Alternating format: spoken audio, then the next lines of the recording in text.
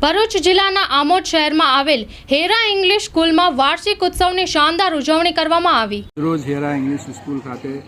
annual day ઉજવવામાં આવ્યો, જેમાં આમોદ તેમજ બહાર ગામથી ગેસ્ટ તેમજ પેરેન્ટ્સ હાજર રહ્યા અને ખૂબ સારી રીતે ઉજવાયો, જેમાં વિવિધ પ્રવૃત્તિઓ થઈ, જેમ કે Islamic exhibition, science exhibition, food court, cultural programme અને પ્રાઇઝ ડિસ્ટ્રીબ્યુશન થઈ